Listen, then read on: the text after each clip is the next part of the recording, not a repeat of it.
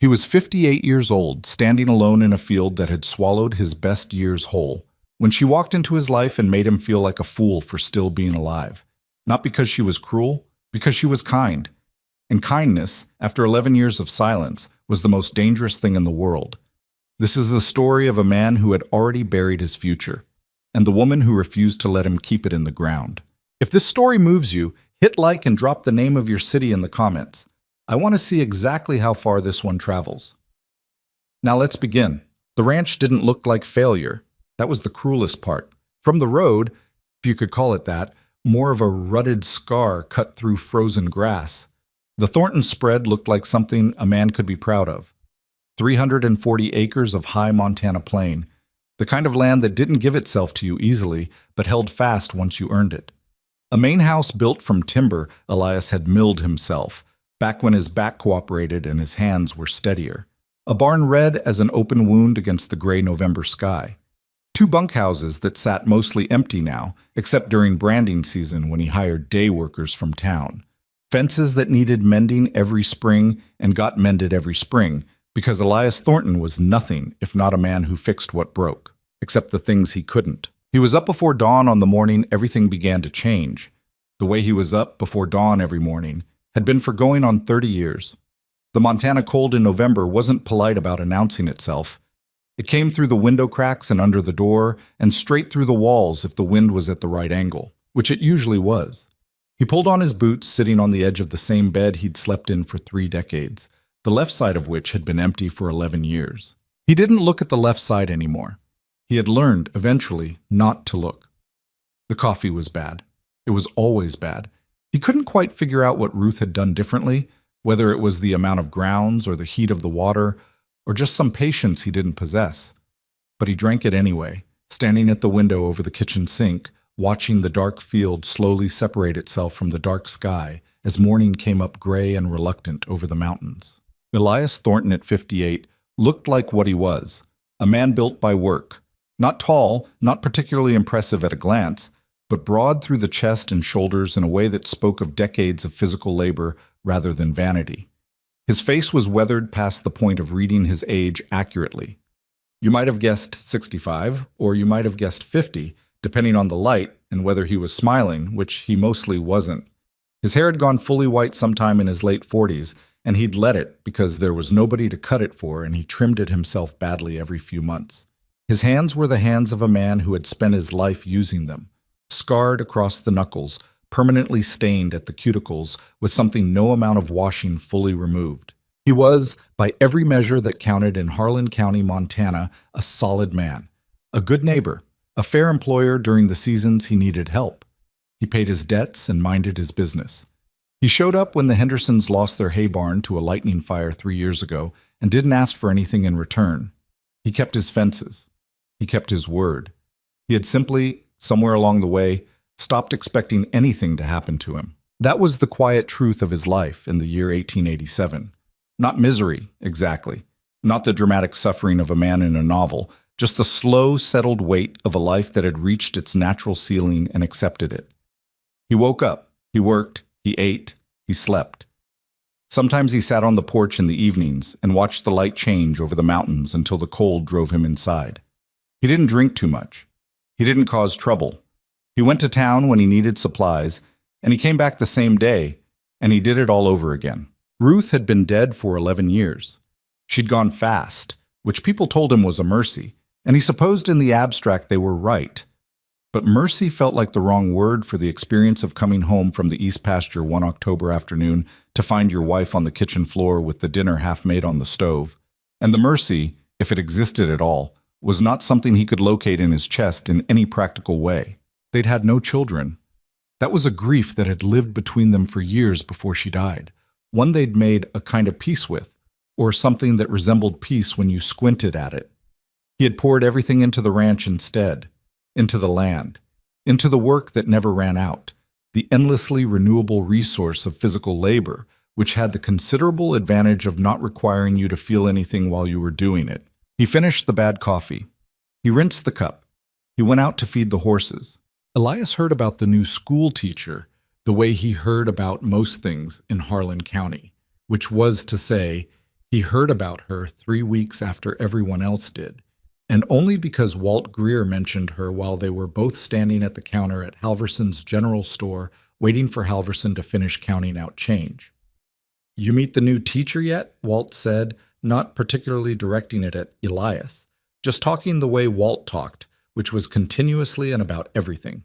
"I haven't been introduced," Elias said. "Hartwell. Vivian Hartwell. Came down from Billings, or maybe Missoula. I can't keep it straight. Young woman, maybe 28, 29, real educated." Walt accepted his change from Halverson and pocketed it. "Clarence Hooper's already sniffing around, so is young Peterson from the lumber mill." "Good for them," Elias said. Walt gave him a look that contained something between amusement and mild pity. "You know, Elias, you don't have to die out there on that ranch." "I'm not dying," Elias said. "I'm working." "Same thing," after a while. Halverson slid Elias's order across the counter, and Elias loaded it into his arms, ending the conversation the way he usually ended conversations about his personal life, which was to simply stop participating in them. He met her 4 days later, and it was nothing like a story. He had driven the wagon in for a load of lumber, some fencing material, and a few boards for patching the north wall of the barn where the weather had worked its way in. And he was coming out of the lumber yard with the wagon loaded when he almost ran her over. Not deliberately, not even through carelessness, just the ordinary chaos of a busy street, and a horse that spooked at a dog that ran under its legs. The wagon lurched. A woman stepped back sharply onto the boardwalk. The dog yelped and vanished. "Hell," Elias said, pulling the horse up. "I'm sorry. Are you all right?" The woman who turned to look at him was not what he expected, though he couldn't have said what he expected since he hadn't known he was about to meet anyone. She was medium height, dark-haired, wearing a coat that looked practical rather than fashionable, which he noticed only because most women in town wore coats that looked cold. She had the kind of face that made you look twice. Not pretty in the soft, delicate way that people usually meant when they called women pretty, but striking, direct. Her eyes were dark brown, and they assessed him with a flatness that he recognized as intelligence rather than rudeness. "I'm fine," she said. "Your horse has a good stopping instinct." He spooked. "I should have been watching better." The dog was moving fast. She glanced at the horse, which was still sidestepping nervously. "You want to let him settle before you drive further?" That surprised him. The practical suggestion from a woman he'd nearly run down, the absence of drama about it. "That's probably smart," he said. He climbed down from the wagon and stood at the horse's head, talking to him quietly, and she waited on the boardwalk in a way that suggested she wasn't in any particular hurry. After a moment, she said, "You're one of the ranchers. I've seen you in town a few times." "Elias Thornton," he said. "I'm out on the North Road about 4 miles. Vivian Hartwell." She didn't say she was the new school teacher. He would find that out later. "You have a big operation out there? Big enough for one man?" he said. "Not so big I can't manage it." She nodded, like that was an answer that made sense, which most people didn't think it was. Most people thought the answer called for some expression of either pride or apology. "I'd imagine that gets quiet," she said. "It does," he said. He wasn't sure why he admitted it. It was the sort of thing he didn't usually say. "But quiet isn't always bad." "No," she agreed. "It isn't." She paused. "But it can be, if it goes on long enough." He looked at her. She looked back at him, and there was something in it. Not flirtation, nothing so obvious, just the quality of a person who was actually present in the conversation, actually listening, which was rarer than it should have been. "I suppose that's true," he said. The horse had settled. There was no more reason to stand there. "Nice to meet you, Mr. Thornton," she said, and walked on down the boardwalk. He watched her go for exactly 1 second, which was already longer than he should have, and then he climbed back onto the wagon and headed home. That was the whole of it. A minute, maybe 2. Nothing happened. No thunderclap. No sudden warmth in his chest like the romances in the dime novels Ruth used to read described. He was a 58-year-old man standing in a cold street who had almost run over a woman and then had 4 sentences of conversation with her. He thought about it, though. Driving home along the North Road with the lumber shifting in the wagon bed, he thought about the direct way she'd looked at him, and the fact that she'd thought to mention the dog, and the practical observation about quiet that was also somehow not just practical. And then he caught himself thinking about it and made himself stop, because there was no reason to be thinking about a woman he'd spoken to for 2 minutes who was almost 30 years younger than him and had presumably come to Harlan County to build a life that had nothing to do with lonely ranchers who smelled like horses. He got home. He unloaded the lumber. He fed the animals. He ate a cold dinner standing at the kitchen counter because he hadn't thought to start anything before he left that morning. He told himself he wouldn't think about her again. It was Walt Greer who caused the second meeting, accidentally and without meaning to, which was characteristic of Walt. Walt showed up at the ranch on a Saturday morning 3 weeks later with a proposition about sharing use of a hay press for the late season cutting, which was reasonable enough that Elias let him come in for coffee despite the interruption to his morning. They sat at the kitchen table drinking the bad coffee and talking about hay and the coming winter and a dispute between the Halverson brothers about property lines that had been festering for 2 years, and eventually Walt said, "We're having a gathering at the church hall next Saturday. Social thing. Maybelle's been planning it." Elias made a non-committal sound. "She'll be there," Walt said, too casually. Elias looked at him. "Who?" "The teacher. Hartwell." Walt had the look of a man attempting innocence and failing. "Just mentioned it. No reason." "Walter?" "I'm just saying you could stand to get out more, Elias." "I get out plenty. To the lumberyard and the general store." "That's out?" "Maybelle says she's a real interesting woman. The teacher." Walt drank his coffee with the expression of a man who has committed to his position. "Reads a lot. Argues about things. Maybelle likes her."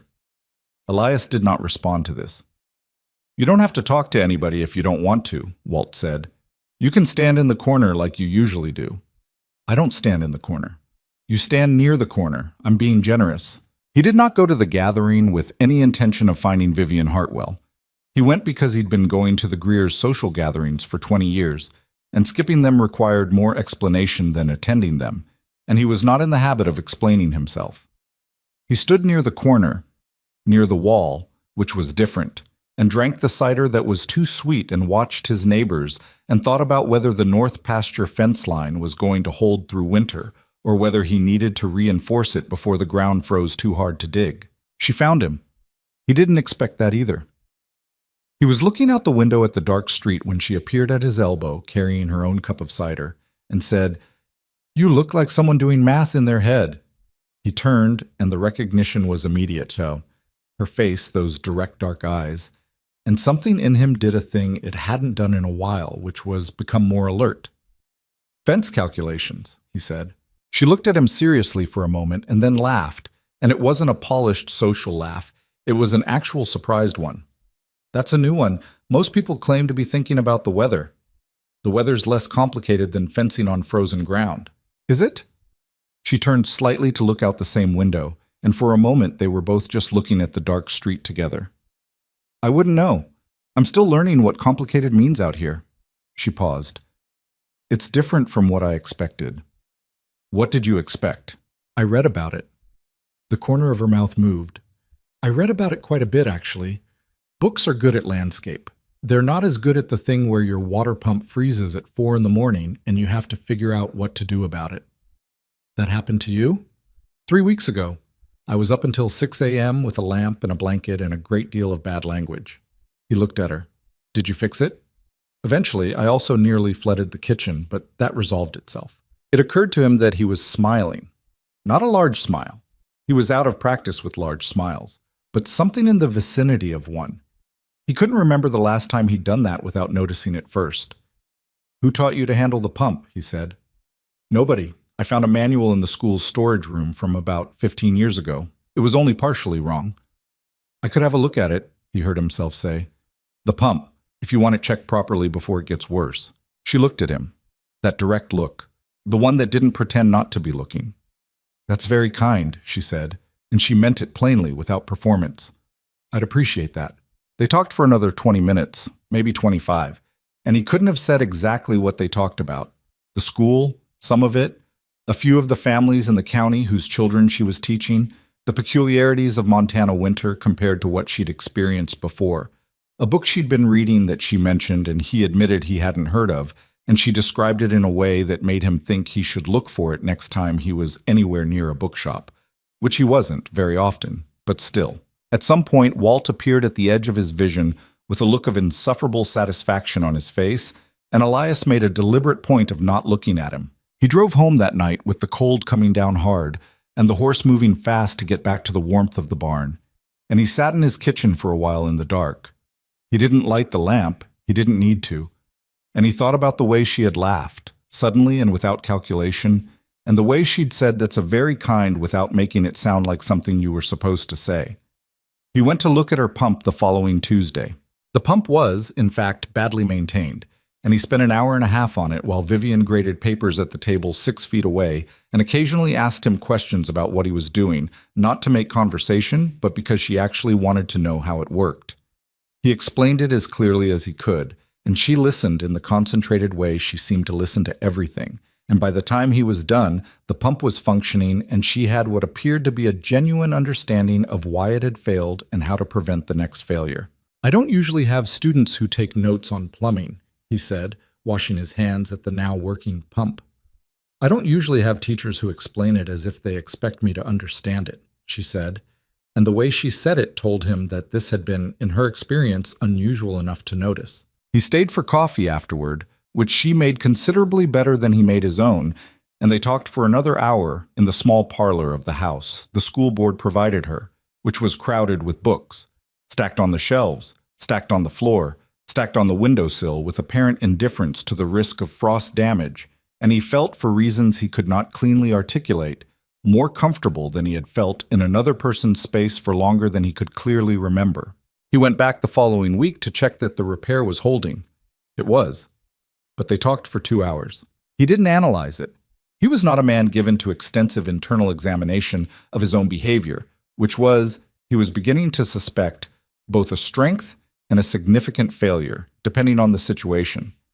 He went back because it was a reasonable thing to check. He stayed because the conversation was, he didn't have a clean word for it.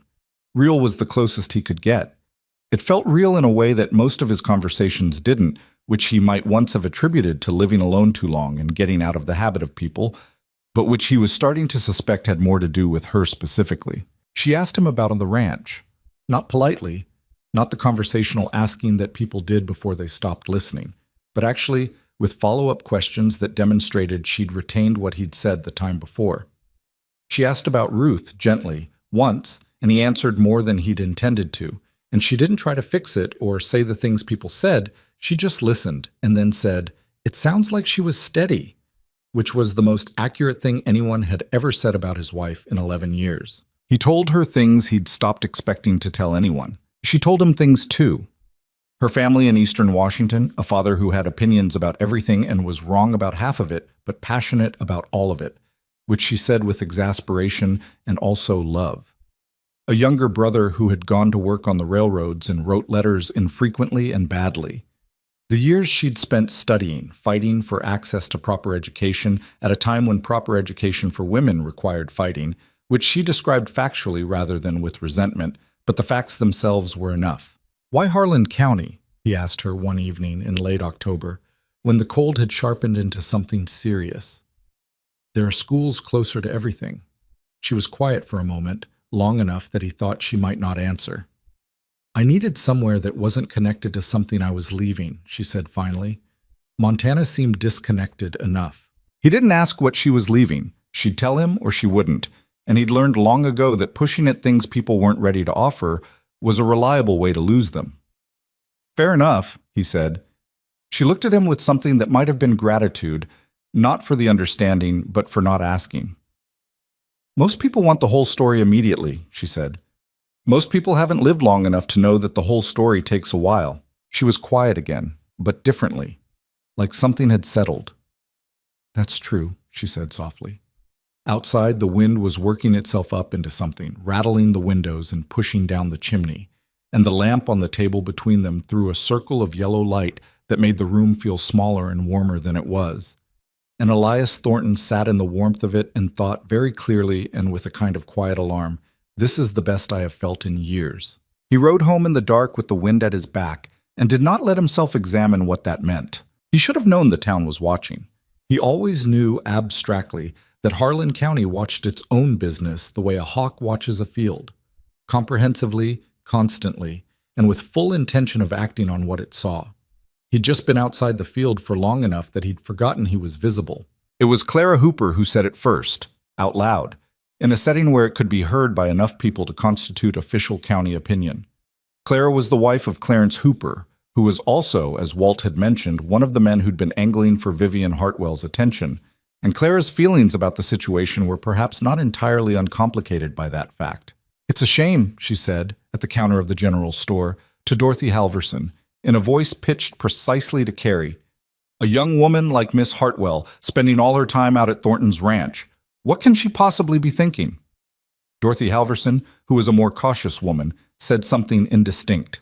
"I'm not saying anything against Elias," Clara said, in the voice people use when they are absolutely saying something against someone. "He's a decent enough man. But there's decent and there's appropriate, isn't there? And a woman her age, unmarried, with prospects—" She left it hanging with the deliberateness of a person who has rehearsed the hanging. Elias heard this secondhand from Walt, who reported it with the guilty look of a man who knows he's delivering bad news but can't quite bring himself not to. "She said that," Elias said. "More or less," Walt said. "Also some things about the age difference. You know how Clara gets?" "I know how Clara gets," Elias said. He went back to work. He told himself it didn't matter, which was partially true. Clara Hooper's opinion had never been something he organized his life around. But there was something else underneath the dismissal, something that had been there since the beginning, sitting quiet in the back of his chest like a stone he hadn't moved yet. She deserved better, didn't she? Didn't. Not better as in more. He wasn't modest to the point of stupidity, but better as in different. A man with time ahead of him instead of time behind. A man who wasn't going to be old when she was still young, older when she was in her prime, dead, possibly, when she was still only in her middle years. He was 58. She was 29. The numbers were simply the numbers, and he could not make them smaller by ignoring them. He thought about this for 3 days. Then he went back to see her because he couldn't make himself not go back, and he hated himself a little for that. The inability to behave rationally about something that deserved rationality. She had made a stew, which was considerably better than anything he'd made in years, and they ate together at her small table with the books crowding in from all sides. And she told him about a student, a boy named Marcus, whose home situation she was worried about, which she described carefully without identifying him too specifically, clearly protective of the child's privacy even in a private conversation, and asked him, not expecting a particular answer, what he thought she should do. He thought about it, really thought about it, which was what she was actually asking him to do. Not the reflexive answer, the actual answer. "Don't wait for it to get worse," he said finally. "These things only go one direction if nobody says anything." She was quiet for a moment. "You sound like you know." "I've seen it, on the ranches. Men who should have spoken up earlier." He looked at his bowl. "Silence isn't always neutral." She nodded slowly. "I'll talk to the Hendersons," she said. "They're his aunt and uncle. They're decent." "They are," he said. "Go to them directly. Don't go through the school board first." She made a small sound of agreement, and then she said, "You think about things carefully." He looked up. She was watching him in that direct way. "Not always," he said. "More than most people," she said, not as a compliment exactly, more as an observation she was sharing for accuracy's sake. He went home that night thinking about the stone in his chest and the numbers, and Clara Hooper's voice, and the way Vivian had said you think about things carefully, like it was a fact she'd documented rather than praise she was offering. He went home. He did not sleep well. He went back anyway the following week. By November's end, the watching had become something with texture. People acknowledged it differently, which told him something about people. The Greers were careful with him. Not cold, but careful, the way people are when they think you might be doing something that's going to end badly, and they don't want to be the ones who encouraged it. Old Pastor Michaels said nothing specific, but made a point of shaking his hand warmly at the edge of a conversation about the Thornton fence line, which Elias interpreted as either approval or misdirection, and couldn't tell which. Several men he barely knew made comments of the nudging variety, knowing looks, half smiles, the unspoken assumption that whatever was happening out at the ranch was a kind of amusement. He hated the amusement most. Not because it shamed him. He was 58 years old and had been minding his own business for all of them. And he was not going to rearrange his life around the entertainment requirements of men who'd known him for 20 years and still couldn't remember what he took in his coffee. He hated it because it was cheap, because it reduced something that felt, whatever it was, he wasn't naming it yet, to something that could be smirked at. He mentioned none of this to Vivian. She mentioned it first. It was the first week of December, cold enough now that the ground was frozen solid, and the horse's breath hung in visible clouds when he worked them in the mornings. She'd come out to the ranch to return a book she'd borrowed, a historical account of the fur trade he'd lent her from the small collection on his parlor shelf. And they'd ended up in the kitchen with coffee, which had not been the plan but which happened anyway because she'd looked cold, and he'd said, "Do you want coffee?" without thinking about it. "People are talking," she said directly, not preamble. He looked at her. "I know. Does it bother you?" He turned his cup in his hands. "In what sense?" "In the sense of whether you want to stop coming out here." She said it evenly, but there was something underneath it. She was watching him more carefully than usual. "Or stop having me come to the ranch, if it's making things difficult for you." He understood what she was asking, whether he wanted the protection of distance, whether the talk was the kind that threatened his standing, his reputation, the things a man protects in a small community because they're what he has. "No," he said, "it doesn't bother me that way." "What way does it bother you?" He was quiet for a moment. This was where he would normally leave it, give enough answer to stop the question without giving the actual answer. He'd been doing that his whole life about certain things, and it had served him, and he was very nearly 59 years old, and the habit was deeply worn in. "It bothers me," he said slowly, "because some of what they're saying isn't wrong." She frowned slightly. "What do you mean?" "The age." He stopped, tried again. "You're 29. I'm 58. That's not nothing." "I'm aware of the arithmetic," she said, and there was a sharpness in it that surprised him. "I know you are. I'm not saying you're not." "Then what are you saying?" He looked at her. She was watching him with the direct eyes and a quality of patience that was not quite patience, more like the stillness before a decision. He had the sense that whatever he said in the next 30 seconds would matter, and he also had the sense that he was going to say the wrong thing, because he almost always said the wrong thing when it counted. "I'm saying," he said carefully, "that it's an easier thing to dismiss at a distance than it is to dismiss when you're sitting across from it." Silence. "Sitting across from what, specifically?" she said. He met her eyes. "The difference in where we are," he said. "In time. In what's ahead." She was quiet for a long moment, long enough that he thought he'd managed to offend her, which was not what he'd intended, or rather, it was partly what he'd intended, but not in the way that would lead anywhere good. "Do you think," she said finally, measured, "that I haven't considered that?" "I think you're 29, he said, "and I think at 29 it's possible to know something without knowing what it means." "That's almost insulting," she said. "I know," he said. "I'm not sure how else to say it." She looked at the table. She looked back at him. Whatever she was deciding, she took her time deciding it. "Elias," she said, and it was the first time she'd used his first name, and something about it landed differently in his chest than expected. "I've been sitting in rooms with people my entire adult life who made decisions about what I could and couldn't understand. I've been told I was too young, too inexperienced, too idealistic, too female, too educated for a woman, not educated enough for a man, too forward, too reserved." She paused. "I'm reasonably tired of it." He said nothing. "I'm not saying there isn't something real in what you're pointing at," she said. "I'm saying I'm capable of seeing it myself. And I'm saying—" She stopped. Something shifted in her face, not retreat, but recalibration. "I'm saying I don't need you to protect me from a thing I can see clearly." He sat with that. "You're right," he said finally. She picked up her coffee cup. Her hands were steady. "I know," she said, and she was not unkind about it, but she was not soft about it either, and he found that he didn't want her to be.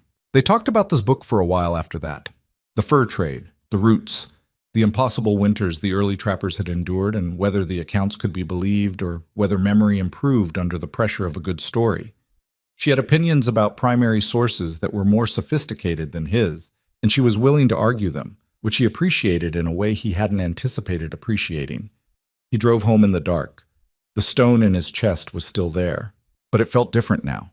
Less like something blocking the way, and more like something he was going to have to pick up and look at eventually, one way or another. December moved through Harlan County with the thoroughness of a creditor collecting what it was owed. The cold was not scenic Montana cold.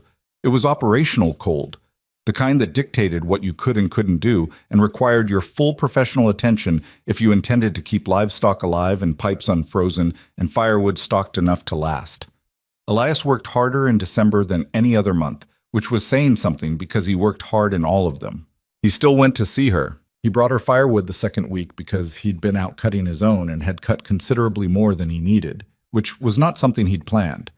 And she accepted it without making it into a moment, which he was grateful for. And they stacked it together on her porch while she told him about a student who'd finally, after weeks of frustrating resistance, cracked the particular problem in mathematics that had been stopping him.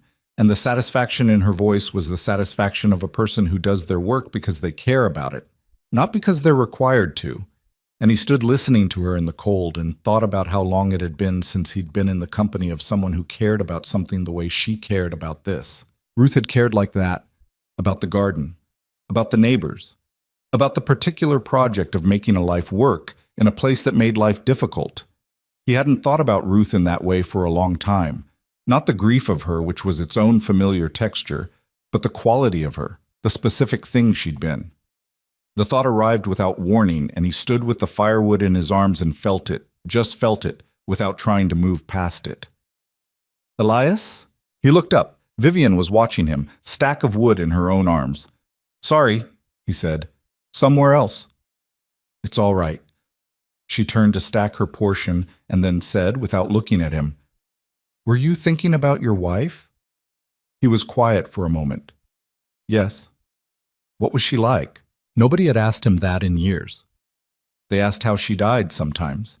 They said she must have been a wonderful woman. They said they were sorry for his loss with the specific formulaic sadness of people completing a social obligation. They did not ask what she was like. He told her. Standing there in the December cold with the firewood stacked between them and the sky doing something complicated with gray and silver above the mountains, he told her about Ruth. Ruth who was funny in a dry way that crept up on you. Ruth who was an indifferent cook and had never once apologized for it. Ruth who kept a garden in conditions that should not have supported a garden purely through force of will and a willingness to argue with the soil. Ruth who had opinions about weather and other people's business that she mostly kept to herself except when she didn't. Ruth who had a way of putting her hand on his shoulder when he came in from a bad day that communicated without a single word that the bad day was over. He talked until his own voice surprised him, and he stopped. She sounds like someone who is very much herself, Vivian said. She was, he said. She was exactly herself, all the time. She nodded, and there was something in the nod that was recognition rather than sympathy. That's rare, she said. It is, he said. They went inside for coffee, which he'd stopped refusing, and they talked until it was genuinely dark outside. And when he finally rode home, he was cold in the way that comes from being still too long. But the other cold, the one that lived in the quiet of the house, was less present than usual. He did not name the thing that was happening. He was a practical man, and practical men do not name things before they're sure of what the names mean. He told himself he was doing this, whatever it was, for the reasons that he had, which were real reasons. She was interesting, she was good company, the winter was long, the house was quiet. He told himself that. He was 58 years old, and he had been telling himself approximately this thing for 6 weeks. And he was starting to notice that the telling wasn't taking the way it should. He was starting to notice, which was the dangerous part. The wind off the mountains was something that night, and he rode into it with his head down and his coat tight, and somewhere in the dark between her place and his, he had a thought that came in clear and sudden and without permission. I am happier when I am with her than I am the rest of the time. He put the horse up. He went inside. He sat at the kitchen table in the dark for a while. That was the thing. That was the shape of it.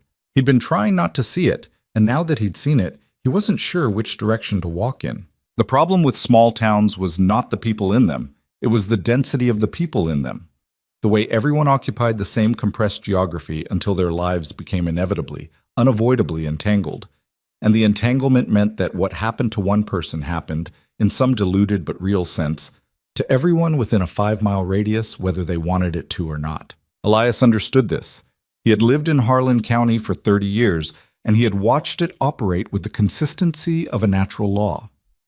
What he had not fully accounted for was what it felt like to be on the inside of it rather than the outside, to be the thing being watched instead of one of the watchers. January came in hard and stayed hard. The temperature dropped to places that made outdoor work a negotiation between necessity and survival, and Elias spent the first 2 weeks of the new year managing the damage. A section of the north pasture fence that the ice had collapsed, a heating issue in the barn that threatened 2 of the horses before he caught it, a water line to the main house that froze at a joint he'd patched 3 years ago and clearly should have replaced. He worked from before dawn until the cold made his hands stop cooperating, and then he went inside and ate whatever was quickest and slept and did it again. He didn't see Vivian for 19 days. He didn't let himself think too carefully about what it meant that he was counting them. When the weather broke enough to make the road passable, he drove into town for supplies and ran into her outside Halverson's almost exactly the way he'd nearly run her over with the wagon 4 months earlier, except this time no horses were involved, and he was on foot and she was coming out of the store as he was going in, and they almost walked directly into each other. 19 days, she said, and then looked briefly surprised at herself for saying it. He looked at her. She looked back at him, and there was something that passed across her face. Not embarrassment. Vivian Hartwell did not embarrass easily, but something like the acknowledgement that she'd shown more of her hand than she'd intended. The fence line came down, he said, and then the barn, and then the water pipe. I know, she said. Walt told me. Of course, Walt had told her. Walt told everyone everything with the dedicated thoroughness of a man who believed information was meant to be distributed rather than held. How are your students? He said. Cold and restless, she said. Same as everyone. She shifted the package she was carrying. I missed the conversation, she said more quietly, and she said it plainly, not as admission of something she'd been debating whether to say, just as fact, the way she said most things. The ranch kept you busy. It did, he said. He paused. There were people moving on the boardwalk around them, not paying attention, or paying attention and pretending not to. I'll come out Saturday, he said, if that's all right. Saturday's fine, she said. He went in and got his supplies and came back out, and she was gone, and he stood at the wagon for a moment longer than he needed to before he climbed up and headed home. He came on Saturday. She had made coffee that was genuinely good, better than it had been in the fall, and when he said so, she told him she'd been practicing, which made something complicated happen in the vicinity of his sternum. They sat in the parlor with the books and the lamp and the cold pressing at the windows, and it was as if the 19 days had been a pause rather than a gap. The conversation picked up with the ease of something that had been set down carefully rather than interrupted. She was reading a book about the geological history of the Northern Rockies, which she'd ordered from a catalog, and which had arrived with 2 pages stuck together and a water stain on the cover that suggested an interesting journey. She told him about the glacial formations, and he told her about a section of the ranch where the rock came up in a way that the old-timers had always called odd, and she got up and found the relevant chapter and showed him that the old-timers had been right. It was odd, and it was odd for a reason that involved ice from a very long time ago, moving very slowly and doing what ice does when it moves.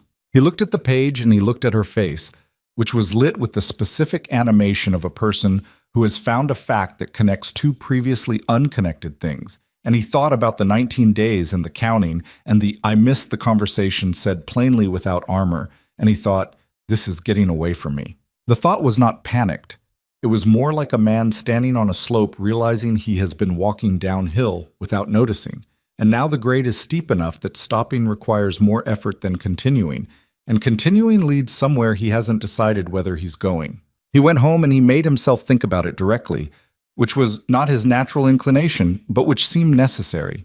He sat at the kitchen table, the same table, the bad coffee, the left side of the bed he didn't look at, and he laid it out as clearly as he could. He was developing feelings for Vivian Hartwell. This was real.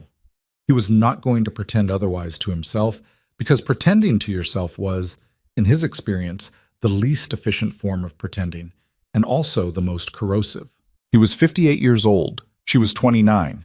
He was a widower with a working ranch and no particular future he could point to that contained growth or expansion. She was a young woman of considerable intelligence and capability who had years of possibility stretching in every direction. The gap between those two realities was not romantic. It was mathematical. And yet, he sat with the "and yet" for a long time.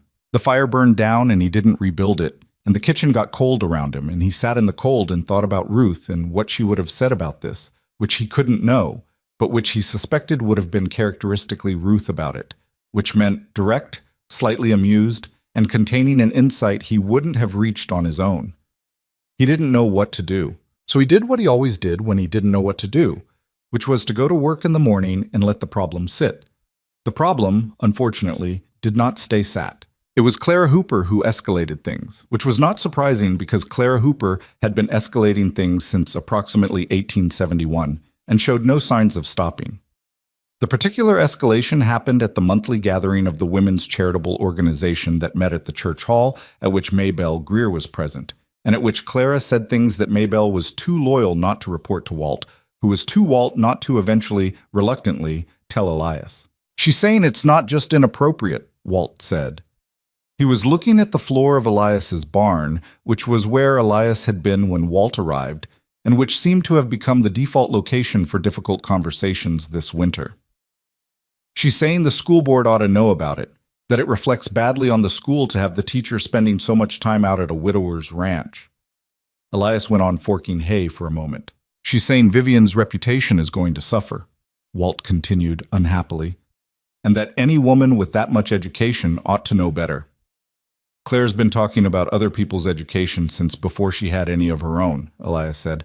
"I know that, but Elias—" Walt stopped, tried again. "She's not wrong that people are paying attention, and some of the school board members listen to her. Henderson does, for sure." "Henderson's a reasonable man," Elias said. "Henderson's a reasonable man who has an unreasonable wife who is friendly with Clara Hooper." Elias put down the pitchfork. He looked at Walt, who looked back with the genuine discomfort of a man who cares about his friend and has no clean solution to offer. "Is Vivian's position at risk?" Elias said. Walt was quiet for a beat too long. "Walt, I don't know," Walt said. "Probably not. But there's been talk about whether her conduct is appropriate for a school teacher. And in this county, talk has a way of becoming reality if enough people repeat it." Elias picked the pitchfork back up. He went back to the hay.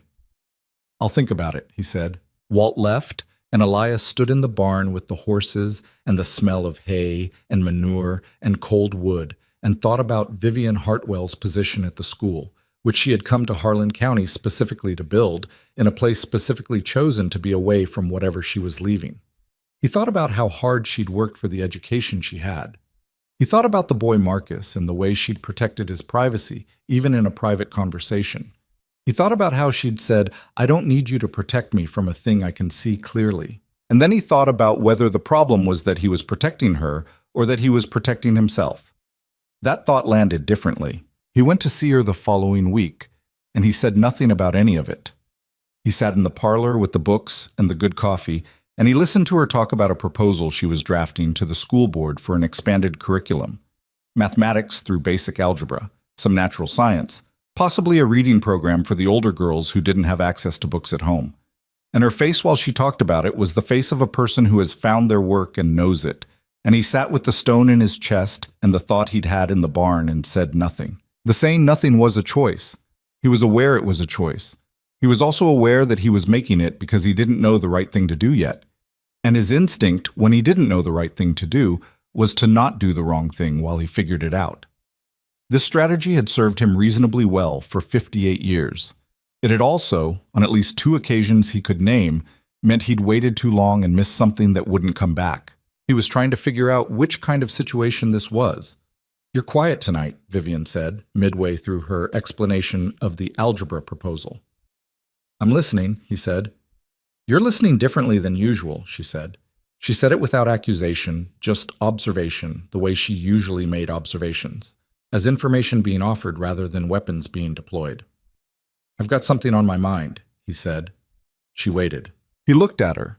The lamplight, the books, the cold pressing at the windows, her face direct and unhurried. "Have you heard anything from the school board?" he said. "About anything." She was still for a moment. Then something shifted in her expressions. Not surprise, but the specific quality of a person who has known something was coming and had been waiting to see which direction it came from. "Henderson spoke to me," she said. "Last week." He felt something tighten in his chest. "What did he say?" "He said there had been some concern expressed about my socializing." She said the word with a precise flatness that communicated clearly what she thought of it. "He was actually quite decent about it. He said he personally had no concerns, but he wanted me to be aware that some community members, Clara Hooper, he didn't say who." She looked at her hands on the table. He said the nature of the concerns was that frequent visits to a widower's property, unaccompanied, might create a perception that was, his word, distracting to the community. Elias said nothing. "I told him," Vivian said, "that I was not in the habit of adjusting my friendships based on what Clara Hooper found distracting." "You said Clara Hooper." He said he hadn't said who. "I said I was aware of that." The corner of her mouth moved, not quite a smile. He didn't argue the point. Elias looked at the table. He looked at the lamp. He looked at the way the shadows moved at the edge of the room. "I don't want your position here threatened," he said. "I know you don't," she said. "If my coming here—" "Elias," her voice was even but firm. "I made the same calculation you're making about 5 seconds ago, and I came to the same place Henderson did, which is that I'm not going to be managed by social pressure I don't respect into giving up something I do respect." She paused. "The question isn't whether I want you to stop coming. I don't. The question is what we're doing." The room was very quiet. He'd known the question was there.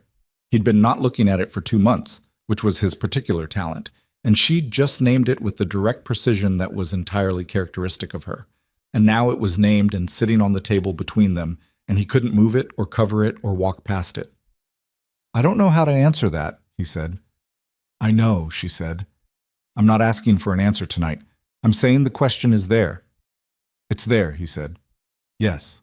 He went home that night with the question riding with him in the dark, which it would continue to do for the rest of the winter because that was the kind of question it was, the kind that doesn't wait politely in place while you decide how to approach it, the kind that follows you into the barn in the morning and sits across the kitchen table at night and waits.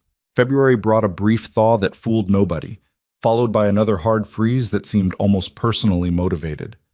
Elias worked the fence lines and kept the animals alive and drove into town when he needed to, and each time he saw Vivian, twice in February, 3 times in March, as the worst of the cold began finally and grudgingly to relent. The question was there with them in the room, not uncomfortable exactly, but present. They talked about books and students and the ranch and the spring that was coming eventually, whether the evidence for it was currently visible or not.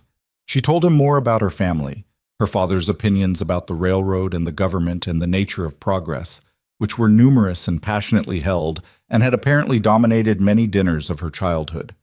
He told her about the early years on the ranch, before Ruth, when he'd been young enough to think that difficulty was temporary and stupidity was someone else's problem, which it turned out was not accurate on either count. She laughed at that. The real laugh, the sudden one, the one that she didn't modulate for an audience. He had started to think of that laugh as something that was only possible at a certain level of comfort, the kind of comfort that built slowly and couldn't be performed or rushed. He was starting to understand that he had been building something without noticing he was building it, and now it existed, and it had the specific, solid weight of something real. One evening in early March, sitting with the bad coffee he'd made at the ranch, she'd come out to return another borrowed book and the cold had again delayed the leaving. She said, abruptly, in the middle of a silence that had been comfortable until it wasn't, "I was engaged before I came here." He looked up. "In Billings," she said. She was looking at the lamp rather than at him. "His name was Garrett. He was, by any reasonable standard, he was exactly what made sense. His family had money. He was educated. He was kind, actually, genuinely kind, which matters more than people acknowledge when they're young." She paused.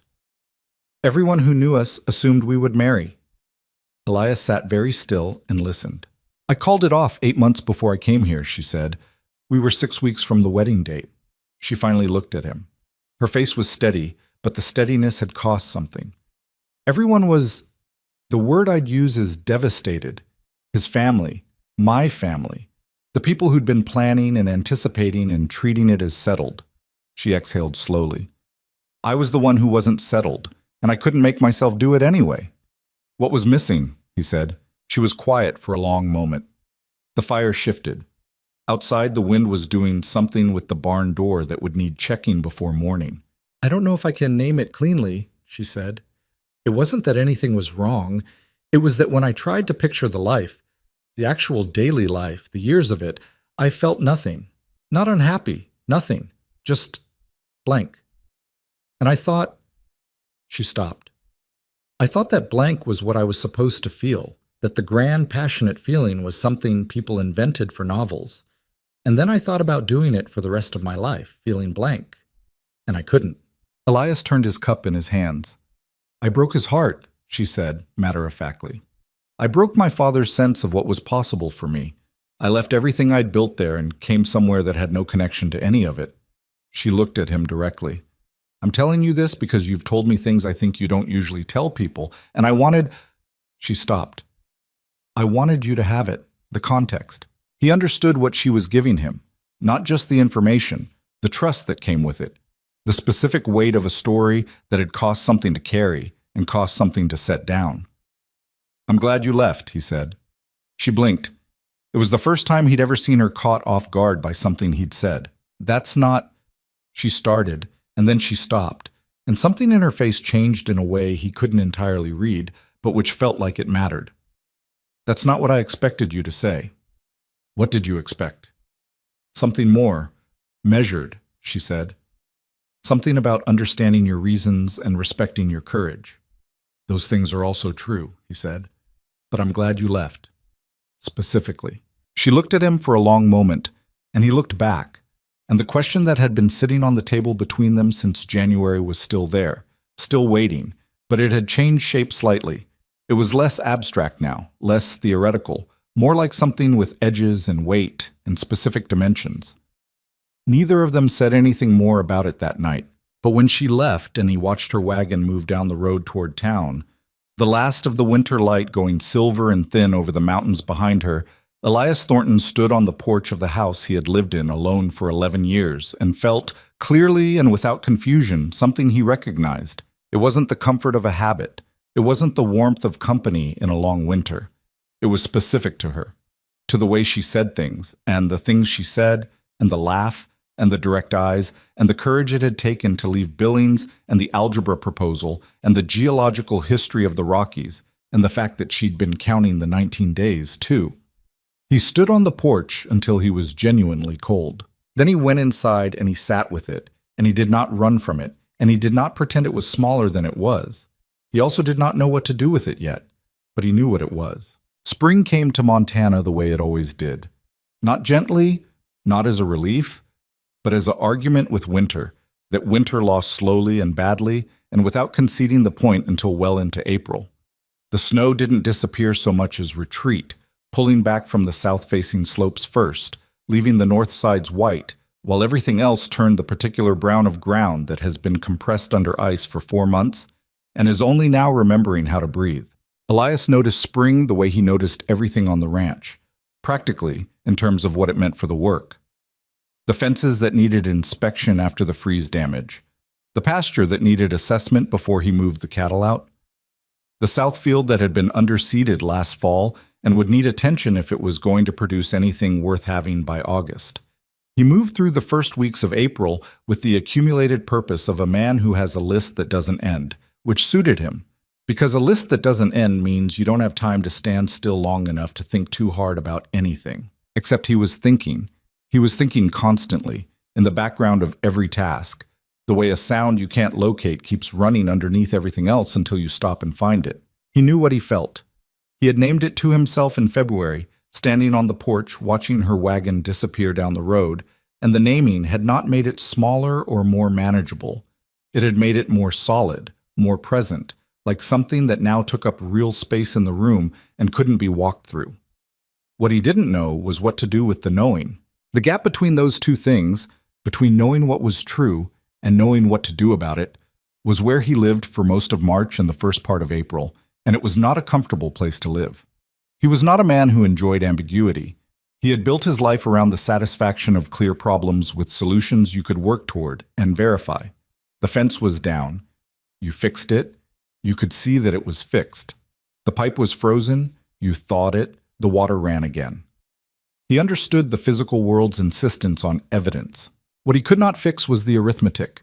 He could not fix the fact that he was 58 and she was 29, and that those numbers described not just a present difference, but a future one that would widen rather than narrow. He could not fix what his age meant in 20 years or 30. He could not fix the fact that she deserved someone who could grow old with her at the same rate, rather than someone who was already old, already arrived at a destination she hadn't reached yet. He held this argument with himself while he repaired fences, and it was a good argument, a responsible argument, and he lost it every single time he sat across from her in the lamplight and watched her say something that mattered. Walt found him in the South Field on a Tuesday afternoon in mid-April, which meant Walt had driven out specifically, which meant Walt had something on his mind that required more than a chance meeting at the general store. "You look terrible," Walt said, which was how Walt opened most serious conversations, under the apparent theory that honesty about appearances was a reasonable prelude to honesty about everything else.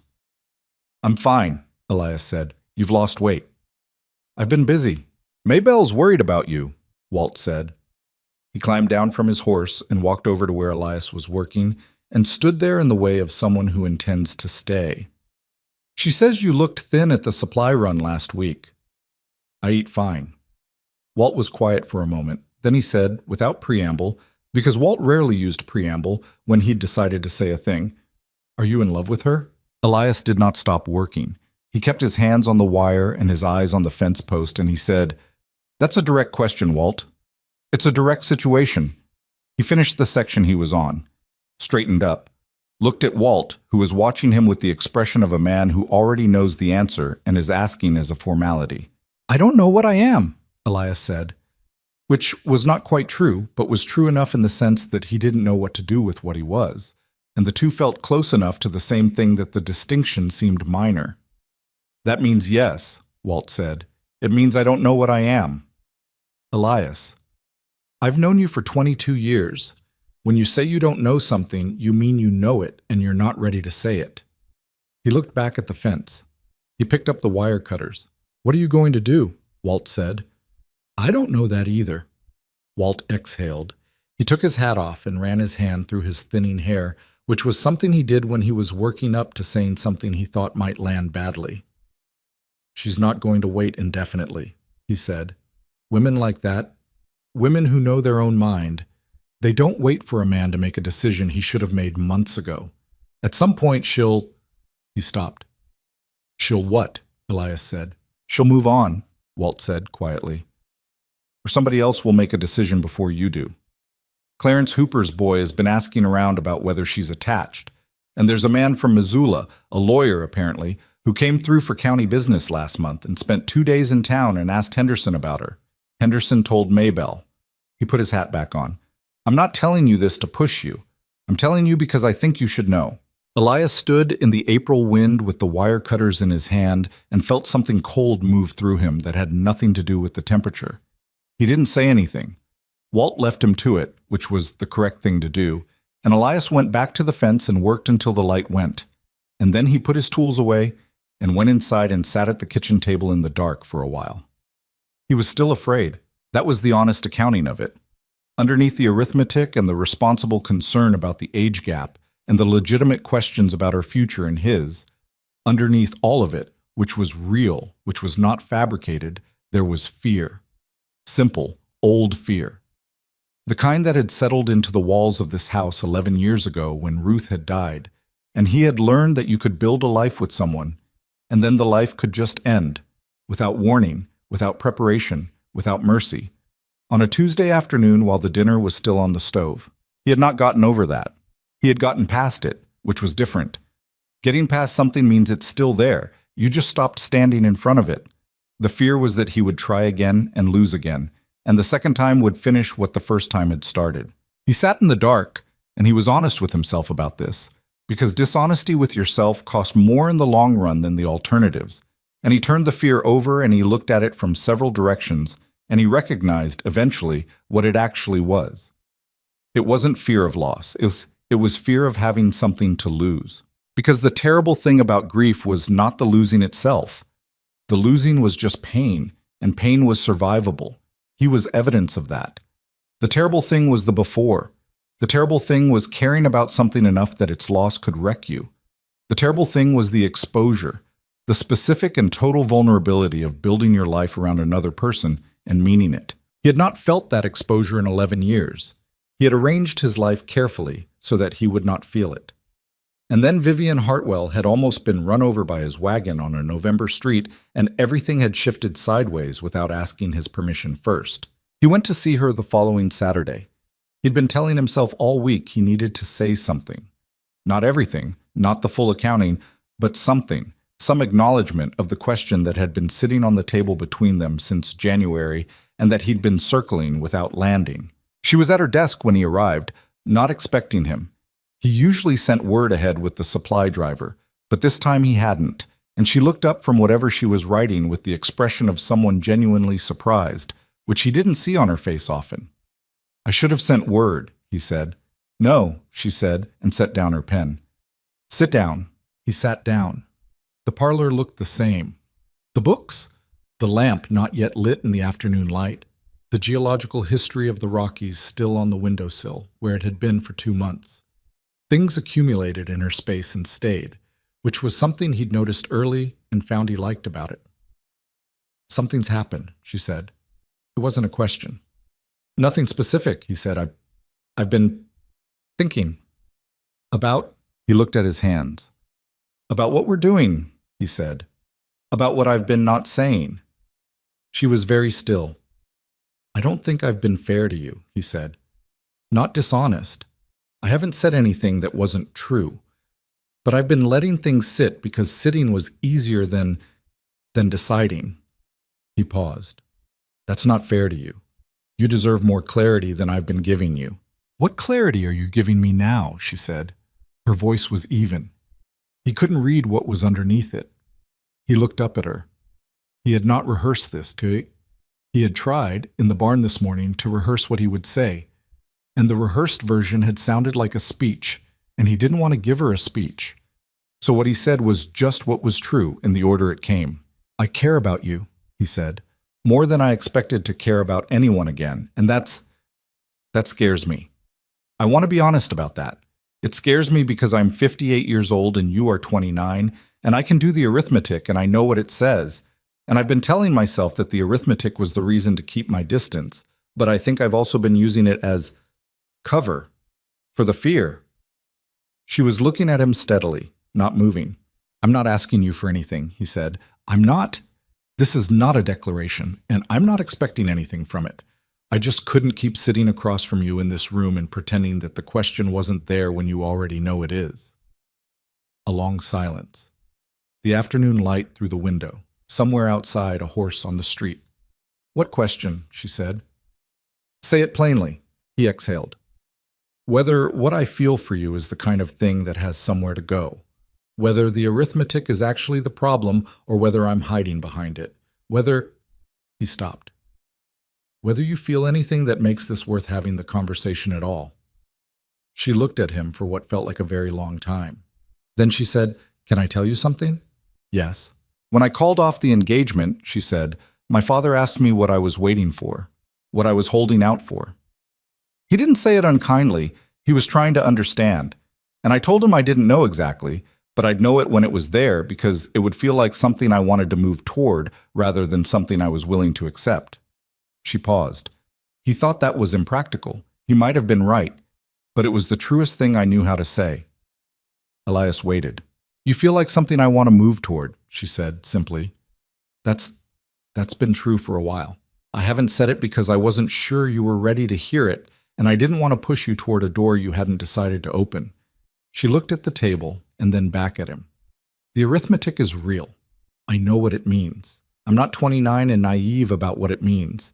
I've thought about it more carefully than you probably imagine I have." Her voice was steady, but there was something underneath it now, something that had cost effort to keep level. But I'm also not willing to refuse something true because the math is inconvenient. The room was very quiet. He felt something loosen in his chest. Not resolve, not certainty, but something like the first thaw after a long winter, the ground beginning to give under something that had been frozen and compressed and still. "I don't know how to do this," he said. And he meant it. The confession was complete and honest.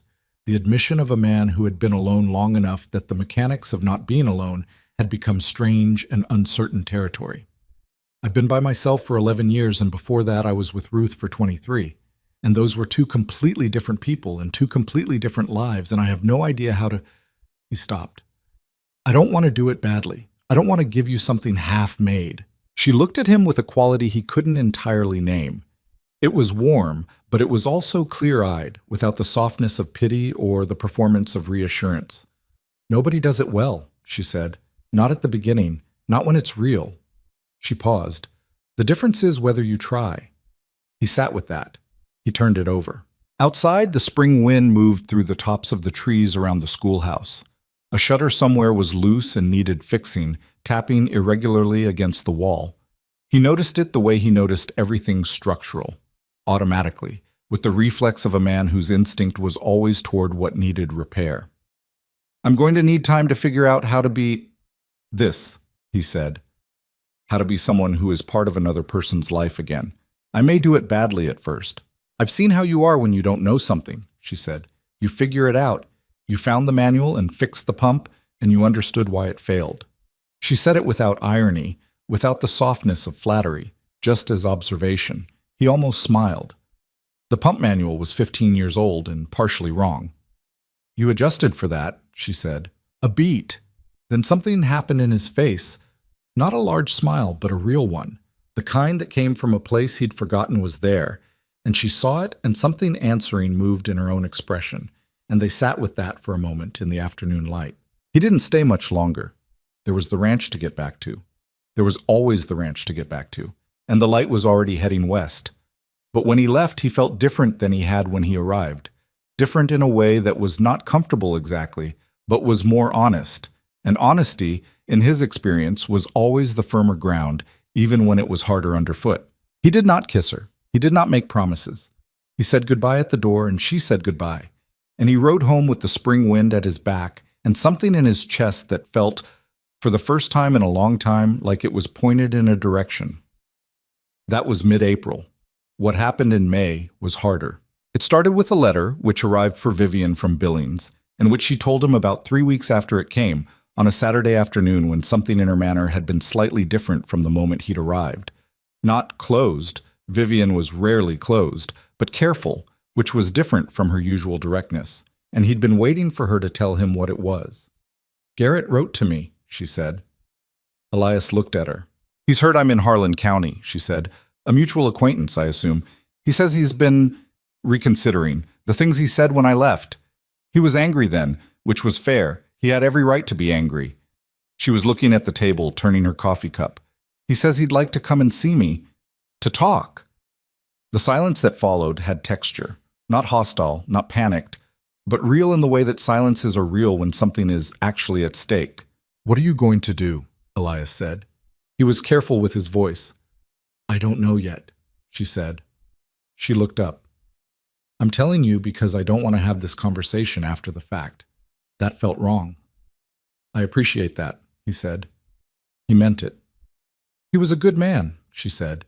"He still is, probably. It wasn't that something was wrong with him. I told you that." "You did," he said. "I'm not—" She paused.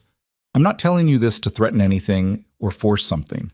I'm telling you because you're the person I'd tell this kind of thing to, and I realize that, and that realization is its own answer to some of the questions we've been sitting with." He held that for a moment. The specific weight of what she'd just said, that he was the person she'd tell this to, as a fact, as the natural shape of what they'd become. "Right back to him," Elias said. She looked at him. "You should hear what he has to say," Elias said. "You're not someone who makes decisions by avoiding information. Don't start now." She was quiet. You're very—" She stopped, and something shifted in her face, and she said softly, You know, it's quite difficult to be uncertain about someone who keeps doing things like that. He didn't pretend not to understand what she meant. I'm working on certainty, he said. Give me a little more time. She looked at him for a long moment, and in the look was everything she hadn't pressed him on. The patience of it, the choice it represented, the specific effort of a person who wants something and is choosing to let it find its own pace. All right, she said, a little more. He went home. He sat on the porch in the May evening, the mountains going pink and then gray and then dark as the light left them. And he thought about Garrett from Billings and the algebra proposal and the laugh and the 19 days and the pump manual and Ruth's hand on his shoulder and everything he had spent 11 years keeping the door closed against. He was terrified. He was also sitting there in the cooling air with the first stars coming out over the mountains, completely clear on what he wanted, not what he should want, not what was reasonable, not what the arithmetic suggested, what he actually, honestly, without excuse or modification, wanted. He had just run out of time to be afraid of it, because the door was open. It had been open for months, if he was being honest, and what was standing on the other side of it was not a risk to be calculated or a problem to be solved. It was Vivian Hartwell, standing there in the lamplight with her books and her direct eyes and her genuine laugh, and she was the most alive person he had encountered in 11 years and possibly longer. The only question was whether he was going to walk through. He sat on the porch until it was fully dark, until the cold came down off the mountains the way it did even in May, patient and absolute. Then he went inside, and he started figuring out what he was going to say. He spent 4 days figuring out what he was going to say, and at the end of 4 days he still didn't have it clean, which told him something. That there was no clean version, that what he had to say was the kind of thing that resisted being organized into something neat and presentable, and that maybe the attempt to make it neat was itself the problem. He'd been treating this like a fence repair, like something with a correct procedure that, if followed properly, would produce a result you could verify and walk away from. But it wasn't that. It was the other kind of thing, the kind where the doing of it was the whole of it, where there was no manual, where the closest thing to getting it right was simply getting it said. He thought about Ruth. He did this less painfully now than he used to, which was not the same as doing it without pain, just with pain that had become familiar enough to move through rather than around. Ruth had been direct in the way that Vivian was direct, though differently. Ruth's directness had a dry amusement underneath it, a quality of watching the world and finding it consistently, mildly ridiculous, including herself. Vivian's directness was more serious, more purposeful, the directness of someone who had learned that precision mattered because imprecision had consequences. He wondered what Ruth would have thought of her. He suspected Ruth would have liked her immediately, which was not something Ruth did with most people, and the thought of that settled something in him that had been unsettled for months. On the 5th day, he drove into town. Not Saturday, not the usual time. A Wednesday morning, the middle of the week, when Vivian would be at the schoolhouse with her students and he had no logical reason to be there. He drove in anyway, tied the horse at the rail down the street so it wouldn't be visible from the school windows, and he walked to the schoolhouse door and knocked. He heard movement inside, chairs, the low sound of children's voices settling into surprise, and then Vivian's footsteps on the floorboards, which he recognized, and then the door opened. She looked at him. The afternoon light was behind him, and she had to squint slightly, which gave her face an expression that might have been confusion or might have been something else. He couldn't tell. "Elias," she said, and his name in her voice was still something that landed differently than he expected every time. "It's Wednesday." "I know," he said. "I'm sorry to interrupt." She looked past him at the road, at the children inside, back at him. "Give me 10 minutes," she said. She went back in and he heard her voice, settled and authoritative, giving instructions. Reading assignment. Stay seated. No talking while she stepped out. Then she came back to the door and pulled it mostly closed behind her and stood on the narrow step with her arms folded against the May chill, looking at him with the direct eyes and the expression of someone prepared for whatever was coming. He had not rehearsed this. He had decided not to because the rehearsed version had kept coming out wrong. What he had instead was the plain truth in the order it came, which was what he'd always had when it counted. "Garrett," he said. "Is he coming?" Something moved in her face. "His letter came last week. He asked if I would receive him." "And?" I haven't responded yet, she said. He nodded. He looked at the middle distance for a moment. The street, the mountains above the roof lines, the particular blue of a May Montana sky that existed nowhere else.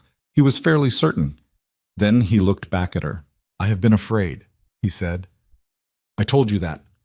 I want to tell you specifically what of. He paused. Not for effect, because he was finding the words as he went and they needed a moment. Losing Ruth, what that did to me was not just grief. It was the end of my willingness to have something to lose. You understand what I mean by that? She nodded, barely. I built the last 11 years around not having something to lose, he said. It worked, in the sense that nothing hurt. Also in the sense that nothing was real. And then you came here and the reality of you made the rest of it feel like what it was, which was a performance of a life rather than one. He stopped. He looked at her steadily. I don't want to perform a life anymore. I've lost enough time to it. The wind moved between them. Inside the schoolhouse, someone whispered something and someone else shushed them.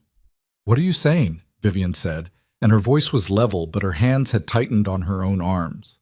I'm saying I was wrong, he said.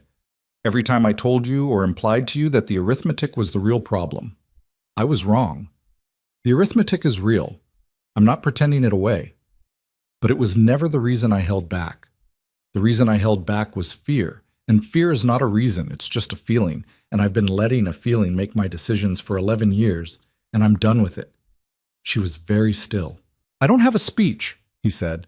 I couldn't make it come out clean. I tried. What I have is this. He reached into his coat pocket. He had put it there this morning without being entirely sure he was going to use it, and now he took it out. A small thing, not impressive to look at, a ring that had been his grandmother's and then his mother's and then Ruth's, and that Vivian might refuse and he would understand entirely if she did. He held it in his palm. He did not get down on one knee, because his knee was not reliable on wood steps, and this was not the moment for comedy. I'm asking you to marry me, he said. I'm asking badly, on a Wednesday, in front of a schoolhouse, with 10 minutes borrowed from your students, because I couldn't wait until I had a better version of this. He looked at her.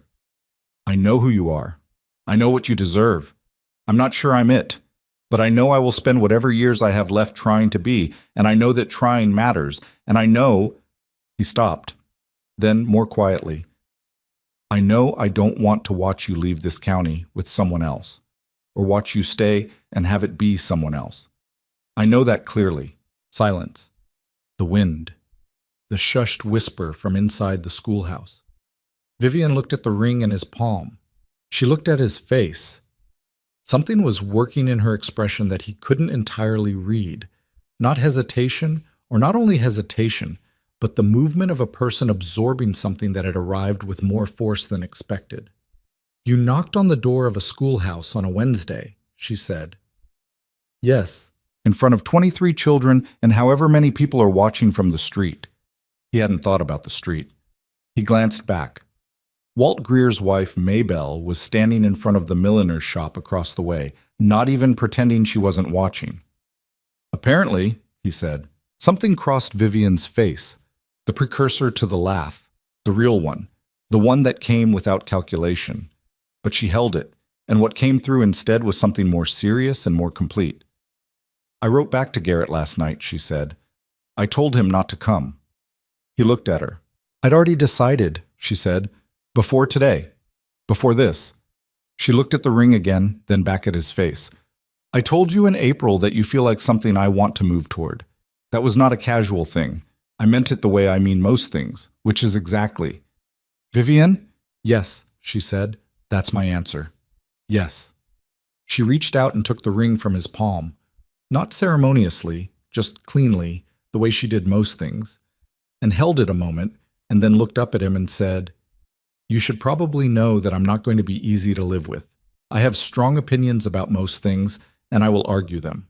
I rearrange furniture when I'm thinking. I stay up too late reading. I will probably disagree with you frequently. I know, he said. You say that now. I've been talking to you for 6 months, he said. I have a reasonably accurate picture. This time the laugh came through. The real one, sudden and unmodulated. And he stood on the step in the May morning and felt something in his chest that he had not felt in a very long time, which was the specific warmth of a future opening up in front of you rather than closing. From inside the schoolhouse, a child's voice, no longer quite whispered, "Did he ask her?" And another, unable to contain itself, "I think she said yes." Vivian turned slightly toward the door. "Reading assignment," she said, in the voice that produced results, and there was a scrambling sound of small people pretending to have been doing exactly that. She turned back to him. She was still holding the ring. "I should go back in," she said. "I know." "You can come Saturday," she said. "We'll figure out what comes next." "All right," he said.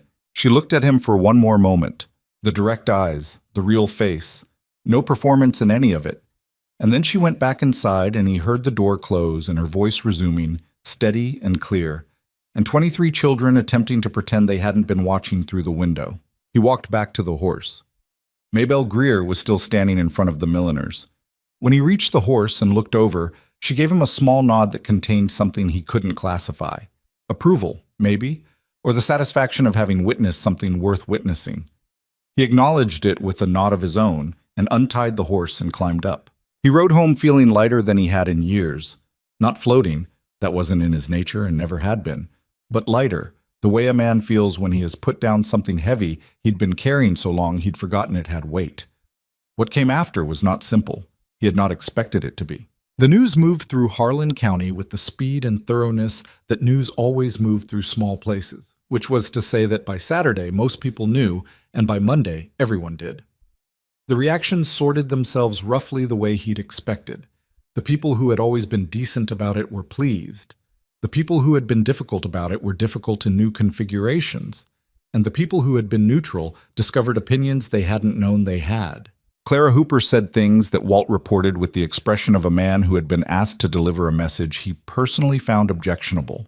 The gist was that the school board would need to address the situation, that a married school teacher was a different matter than a single one given the expectations of the community, and that some board members had concerns. Elias heard this and felt a cold anger that he was careful to keep away from his face and voice when he heard it, because cold anger in his experience was best managed by not letting it have an audience. "She'll lose the school?" he said. Walt shifted his weight. "It's possible they don't renew her contract," he said. "Henderson's trying to hold it together, but there are 3 board members they're using words like appropriate and focus." He looked deeply uncomfortable. "It's not right, Elias. I'm not saying it is, but that's where it is." He drove out to Vivian that afternoon, not Saturday, Wednesday again, except this time he waited until after school hours and sat in the yard on the fence post like something she'd have to walk past to get to the house, which was deliberate because he didn't want to have this conversation inside where it would feel contained.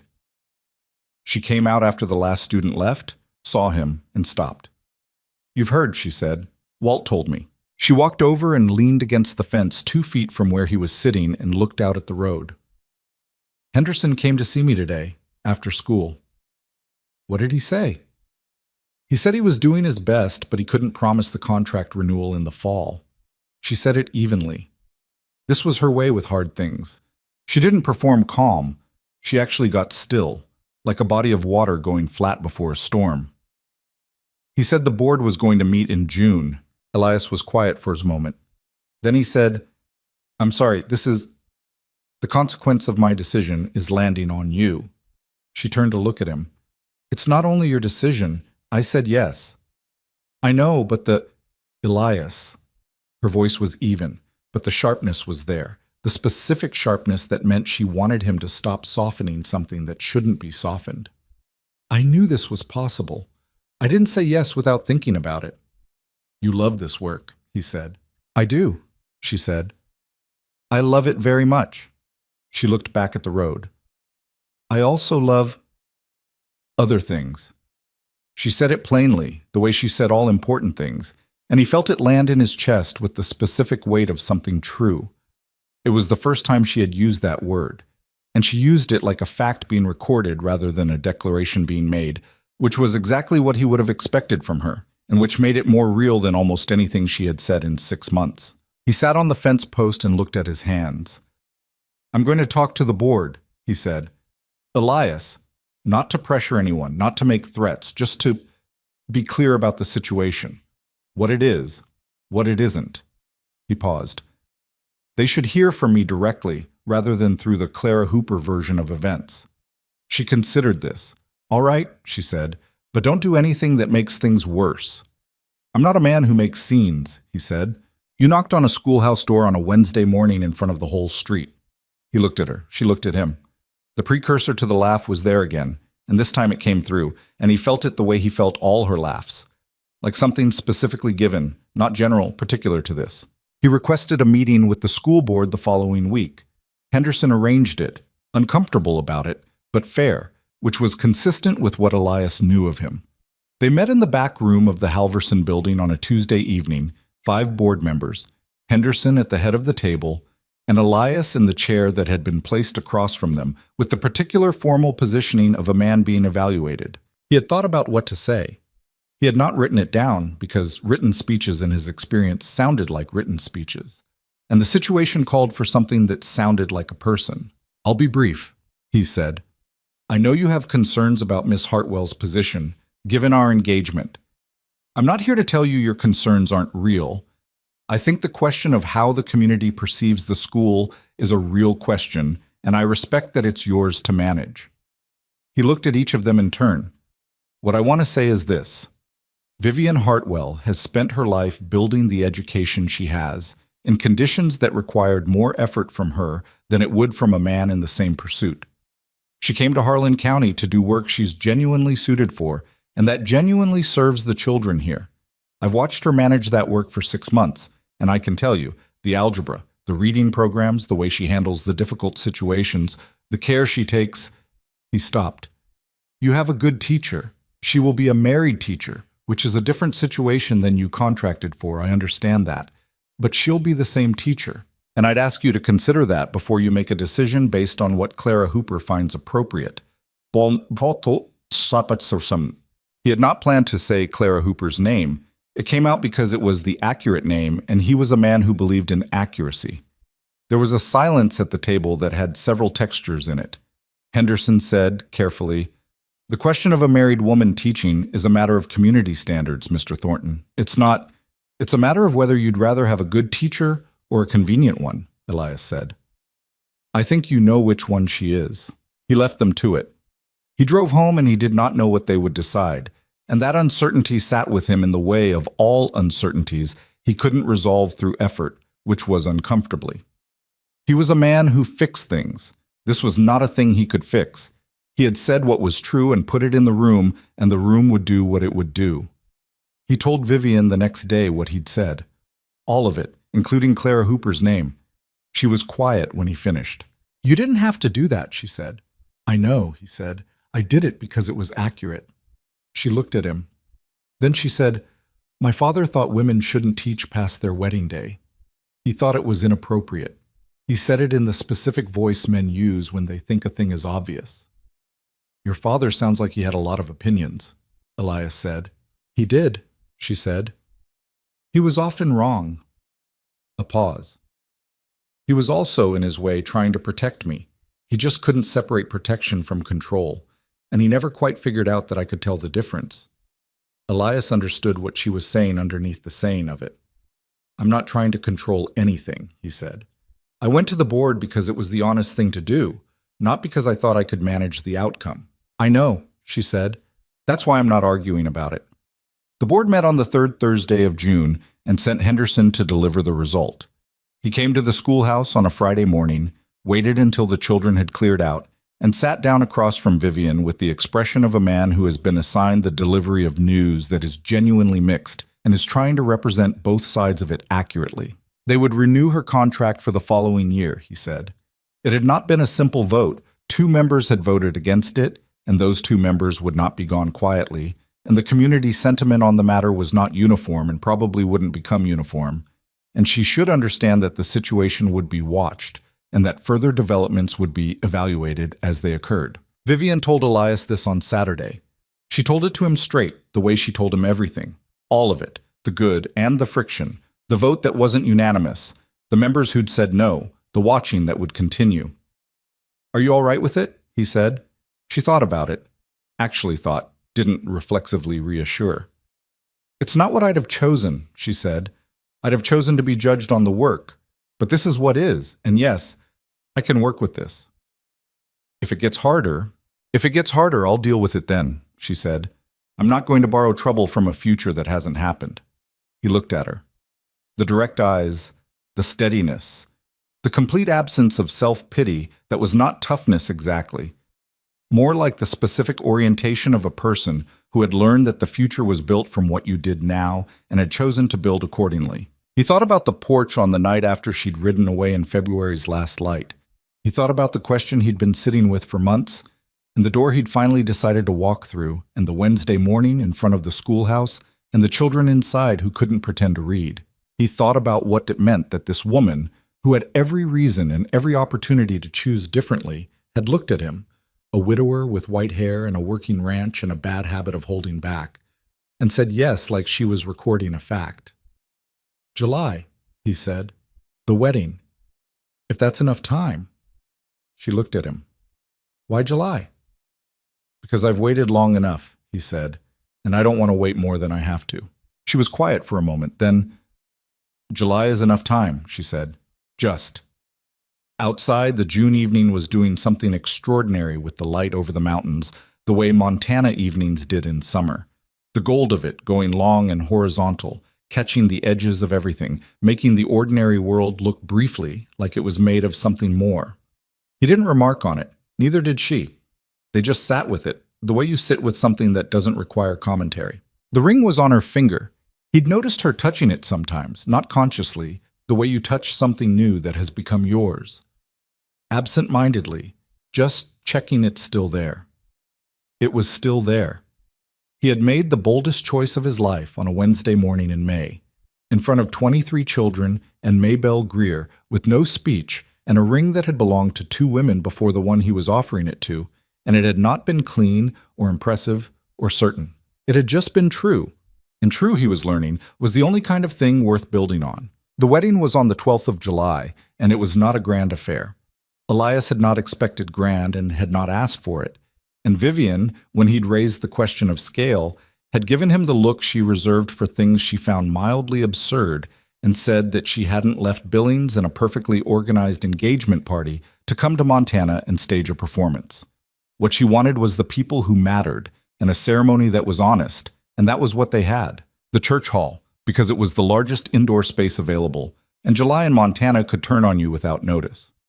Walt and Maybelle Greer, who had been involved in this from the beginning in ways both deliberate and accidental and deserved to see it through.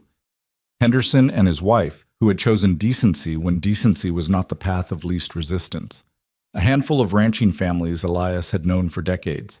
Vivian's colleague from the school, a young woman named Patricia, who had been quietly loyal during the months when loyalty required something.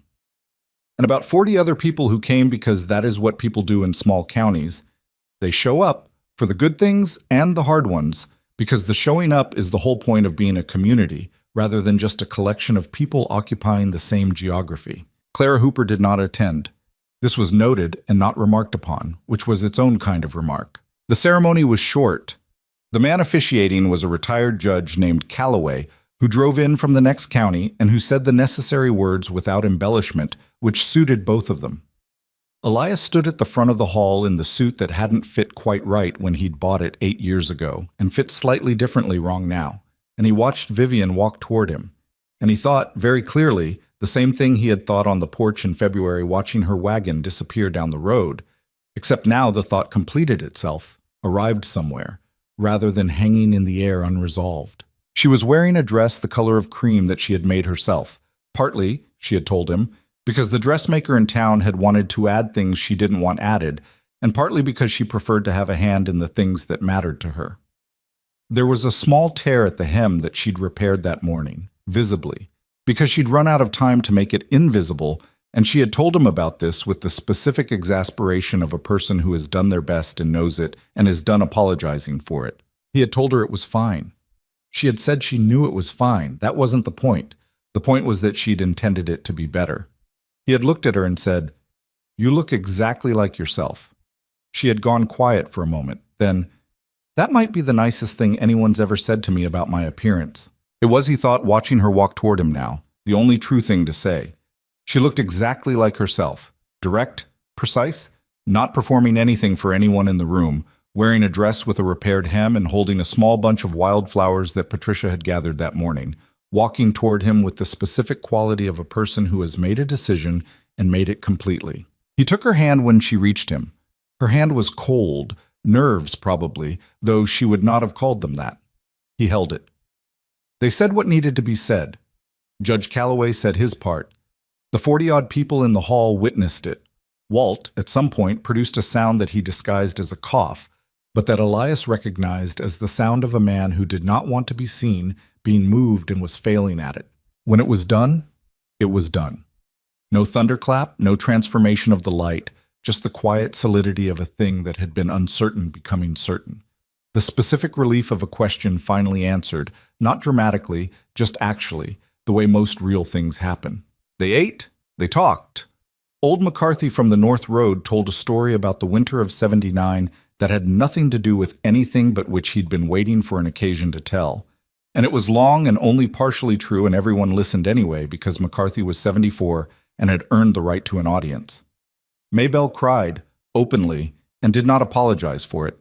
Patricia gave Vivian a book she'd been hunting for since February, which caused a reaction in Vivian more visibly emotional than the ceremony itself had, which Elias stored away as information about the woman he had married. It was over by mid-afternoon. Elias drove them back to the ranch in the wagon, and the drive was quiet in the way that things are quiet after a long accumulation of noise. The particular silence of having arrived somewhere you've been moving toward for a long time. "How are you?" Vivian said, somewhere on the North Road. He thought about it. "Good," he said. "Actually good. Not performing good." She looked at him. "You don't usually perform good. Sometimes I don't distinguish clearly enough between the two," he said. "I'm distinguishing now." She was quiet for a moment. Then she said, "Me too. Actually good." He reached over and took her hand, which he had not been in the habit of doing because he had not been in the habit of having anyone's hand to take, and she let him hold it for the rest of the drive. And that was the whole of the wedding day's ending. Two people in a wagon on a Montana road in July, holding hands, the mountains ahead of them going gold in the late afternoon light. He had been afraid for a long time that he would not know how to do this again, how to share a house, a table, a life. 11 years of solitude builds structures inside a person. Habits, reflexes, the particular arrangements of a life organized entirely around one person's rhythms and needs. He had wondered, in the anxious middle hours of certain nights during the spring, whether those structures would resist, whether he would find himself unable to make room, whether the selfishness of long solitude had calcified into something he couldn't undo.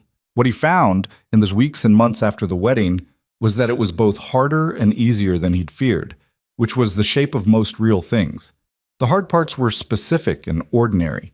The adjustment of habits, the negotiation of a shared space, the discovery that Vivian's opinion on how a kitchen should be organized differed fundamentally from his non-opinion on the same subject, which she found maddening because an absence of opinion was not neutrality. It was a failure to engage. And she was not going to reorganize a kitchen for a man who couldn't be bothered to notice where the spoons went. He noticed where the spoons went. She rearranged things when she was thinking, which she had warned him about, and he learned to read the state of the parlor as a rough indicator of where her mind was. Books returned to shelves meant she'd resolved something. Books multiplied across every surface meant she was in the middle of something and should not be interrupted with questions about dinner. He cooked badly.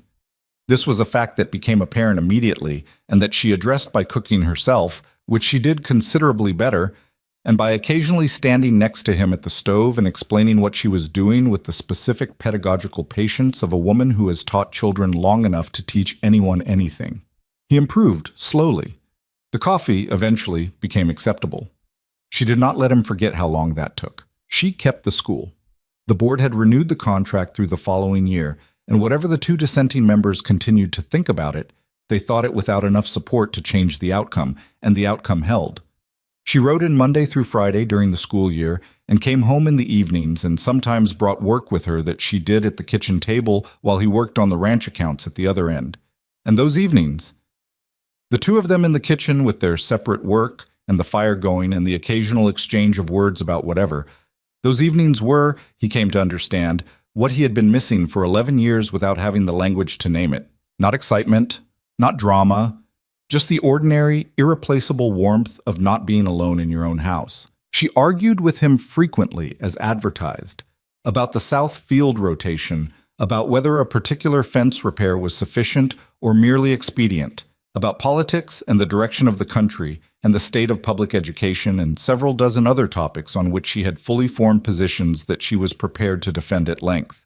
He pushed back when he disagreed, which was more often than he would have predicted, and she pushed back on his pushing back, and they occasionally arrived at positions neither of them had started from, which he privately thought was the best possible outcome of an argument, and which she agreed with in principle while disputing several of the specific routes he took to get there. She was not Ruth.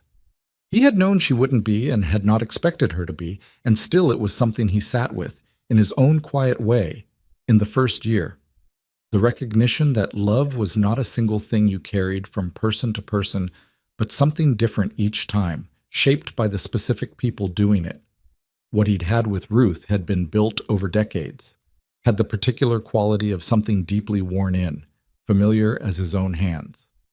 What he was building with Vivian was newer and louder, and more actively argued about, and required him to be more present, more deliberate, more willing to say what he was actually thinking, rather than trusting that someone who had known him for 20 years would fill in the gaps. It was harder in that sense. It was also, in a way he hadn't expected, more alive. Walt told him once, the second winter, when they were in the barn having the kind of conversation that happened in barns because there was nowhere else to have it, that he looked different than he had a year ago. Different how? Elias said. Less finished, Walt said. He thought about that. Less finished. Like a man who's got somewhere he's going, Walt said. Last few years you looked like a man who'd already arrived and wasn't sure why he bothered. He paused. I'm saying it was bad before. I'm saying it's better now. Thank you, Walt, Elias said in the voice he used with Walt when Walt was right about something and he was acknowledging it without wanting to make an occasion of it. Maybelle cried again last week, Walt said, thinking about the wedding. She does that. Tell her we're grateful, Elias said. I'll tell her. She'll cry about that too.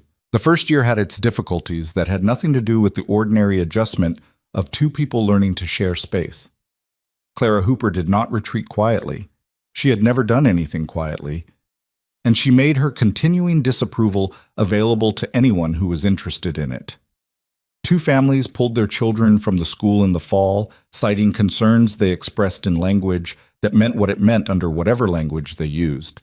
And Vivian came home from the first week of school that year with the controlled stillness that meant she was managing something difficult and not ready to talk about it yet.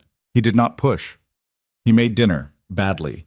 She ate it without comment on its quality, which was itself a communication. After, she sat at the kitchen table and he sat across from her and he waited. Two families, she said finally. I heard, he said. Walt again, inevitably. It's not... She stopped, started over. I know why. I'm not confused about why. I just... She pressed her hands flat on the table. I worked very hard to be worth something to this county, to those children. And two families have decided that my marriage makes me less worth something, and I can't... She stopped again. Her voice was level, but the effort of keeping it level was visible. I can't make that not matter. He looked at her hands on the table. He thought about the things he could say, the reassurances, the perspectives, the longer view. And he chose none of them, because she didn't need his perspective. She needed him to be in the room with her while she felt what she felt. No, he said. You can't. She looked at him. It's allowed to matter, he said. It should matter. You put real work into something and someone rejected it for a stupid reason. That's worth being angry about. She was quiet for a long moment. Something in her face shifted. Not resolved, not fixed, but less alone. I am angry, she said. I know. I'm angry at Clara Hooper specifically, she said, in a way that is probably disproportionate. I don't think it's disproportionate, he said. I think Clara Hooper has been pouring water on something good for over a year and calling it concern, and anger at that is proportionate. She looked at him, and something crossed her face that was complicated. The remains of the anger and something warmer underneath it, and the specific expression of a person who is, despite everything, exactly where they want to be. "Thank you," she said. "Don't thank me," he said. "Just keep teaching. The families that stayed know what they have." She kept teaching, and the families that stayed did know what they had. Enough of them, anyway, that by the second year the enrollment had not only recovered but grown. Families from the outer reaches of the county sending children in because word traveled the way word always traveled in small places. And what it said about Vivian Hartwell's school was unambiguous. Clara Hooper did not stop having opinions, but she stopped being the loudest opinion in the room, which was the next best thing. 3 years after the wedding, Vivian told him one morning over the coffee that had become genuinely good that she was pregnant. She said it the way she said most things, directly, without preamble, across the kitchen table before he'd finished his first cup. He put the cup down. He looked at her. She looked back at him with the expression of a person delivering information and waiting to see how it was received.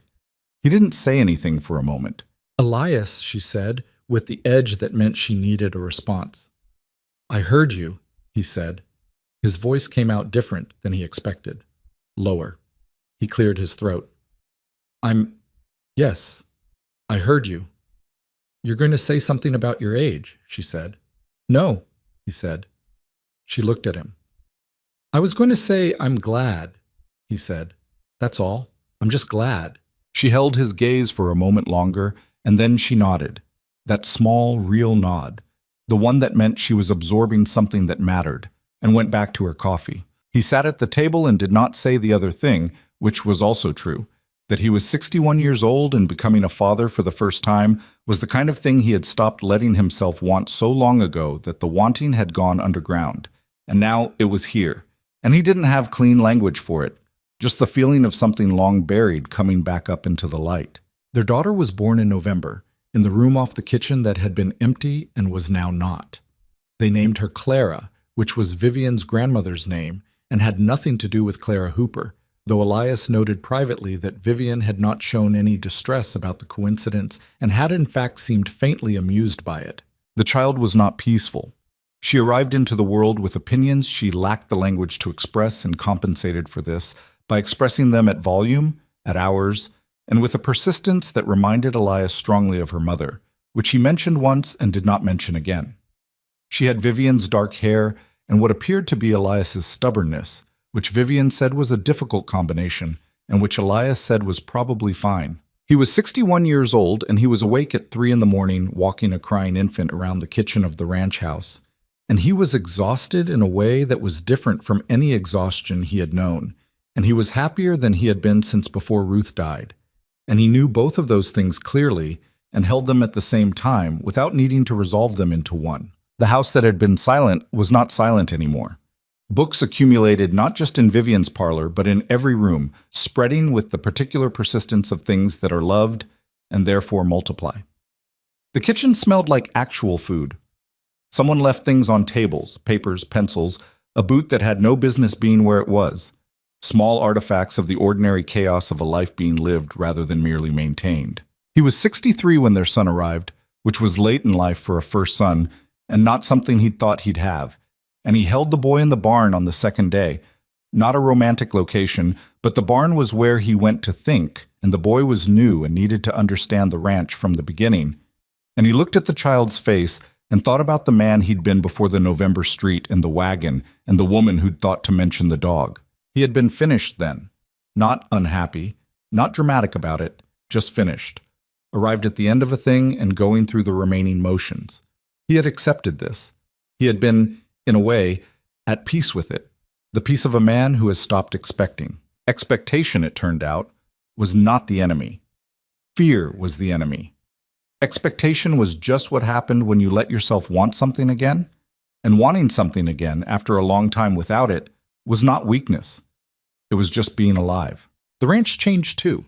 It didn't stay still, which ranches never did, but it changed in the specific ways that things change when they have people in them who care about more than maintenance.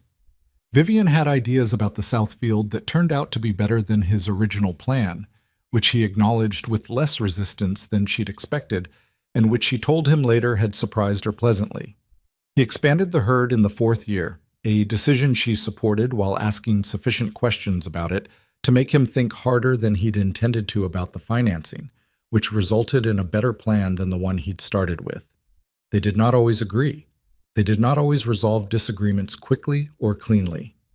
Once, in the 3rd year, they did not speak directly to each other for 2 days over a decision about the east pasture fencing, which was in retrospect a disproportionate response to a fencing disagreement, and which they both privately knew was not really about the fence at all, but about something else neither of them had found the words for yet, and which resolved eventually the way such things resolve, badly and then better, neither of them entirely right, neither of them willing to be the kind of person who stayed wrong just to stay consistent. Clara Hooper died in the spring of the 5th year, quietly, of a thing that announced itself in the fall and finished its work before summer. Elias heard about it from Walt and said nothing in particular because there was nothing particular to say. He had not hated her. He hadn't even particularly disliked her. She had been a woman of fixed ideas who had applied those ideas to a situation she didn't understand, and the damage had been real but not, in the end, lasting, and the dead deserve a certain peace regardless of what they did while living. Vivian said when he told her, "I hope she was comfortable at the end." He looked at her. "I mean it," she said. "I'm not glad she's gone. I'm just done thinking about her." She paused. "I've been done for a while, actually." "I know," he said. "I wanted to say it out loud," she said. So it was real. That was Vivian. She said things out loud so they were real. He had learned from this over the years. The specific value of naming a thing rather than carrying it silently. The difference between acknowledgement and surrender. He was at 64 a different man than he'd been at 58. And the difference was not only time. One evening in the summer of their 10th year, a July evening, their anniversary, which they marked quietly and without ceremony because neither of them needed ceremony to know what the day was, they sat on the porch of the ranch house and watched Clara and the boy run in the last of the light across the field that Elias had walked alone every morning for 11 years, before it became the field his children ran across. The mountains were doing the thing they did in summer evenings, going every color available before the light gave out completely. The sequence of it familiar now, but never quite repetitive. The sky always finding some variation he hadn't seen before. Vivian was reading. She usually was, on the evenings when there wasn't work that called for something else, and he had stopped remarking on it because it was simply what she did, and he had no desire to change it. He watched his children in the fading light. He thought about the man he'd been, the one who drove into town for supplies and drove home the same day and did it all over again. The one who had stopped expecting, who had made a small, careful life that nothing could wreck because there was nothing in it large enough to wreck. The one who had almost let fear speak for him indefinitely, who had nearly said no to everything that came after this. The books across every surface, the coffee that was finally good, the daughter who had her mother's eyes and his stubbornness, and a laugh he was fairly sure was entirely her own, the boy who had learned the word no 8 months ago and used it with the conviction of a much older person. The almost of it was the part he thought about, on evenings like this. How close he had come to a different ending. Not a tragic one, just a smaller one. A life that continued without ever becoming more than it had been at 58. It was possible to live that way. It was survivable. Some men built their whole lives inside that kind of silence and called it enough. But he knew now the difference between enough and actual. Enough was what you settled for when you had decided the other thing was no longer available to you. Actual was what happened when you were wrong about that. Vivian turned a page. She didn't look up. "What are you thinking about?" she said. He glanced at her. She was still looking at her book, which meant she'd felt him watching rather than seen him. "How close I came to not being here," he said, "to staying finished." She was quiet for a moment. She lowered the book slightly. "But you're not finished," she said. "No," he said, "I'm not." She looked at him then, briefly, directly, the same eyes that had assessed him from the boardwalk after the horse spooked, all those years ago, in the November street. Something in the look that had not changed. The directness, the precision, the quality of a person who saw what was actually there rather than what was easier to see. Then she went back to her book. Clara shouted something at her brother across the field. He shouted something back. The mountains went from gold to rose to the first gray of evening, and the air came down off the peaks with the particular clean cold of summer altitude. And Elias Thornton sat on the porch of his life and let it be exactly what it was. He had spent a long time afraid of wanting things, afraid that wanting led to having and having led to losing and losing a second time would be the thing that finished him for good. What he understood now, in the way you understand things that took years to learn, was that the equation had been wrong. The risk of losing was real. He had not been wrong about that, but the alternative, the careful, protected, maintenance-only existence he'd been living, that was its own kind of loss. Slower, quieter, the kind you don't notice because it happens a day at a time instead of all at once. He'd been losing that way for 11 years before a wagon horse spooked in a November street, and a woman thought to mention the dog. Small things. That was the other lesson, the one underneath the obvious one. It was not a grand gesture or a perfect moment or a decision made in full clarity from a position of confidence. It was a wagon stopping, a woman stepping back. 4 sentences on a cold street, a bad pump, and a 15-year-old manual. 23 children pretending to read. The whole shape of his life, changed by things that had not announced their importance at the time. He supposed that was how it usually went. You didn't know which moments mattered until you were far enough past them to see the line from there to here. And the line, when you traced it, was always more ordinary than you expected, and more surprising and exactly right. The boy had fallen down in the field. He started to get up, changed his mind, and lay on his back in the grass looking at the darkening sky with the complete commitment of a child who has decided the ground is fine and will be there indefinitely. Clara stood over him saying something. The boy ignored her. Vivian turned another page. The first star appeared over the eastern peaks. Elias Thornton, 68 years old, looked at the field and the mountains and the sky, and the 2 children and the woman reading on the porch beside him, and he did not think anything that required words. Some things were only available as feeling. He had almost missed all of it. He had not. That was enough. That was, in fact, everything.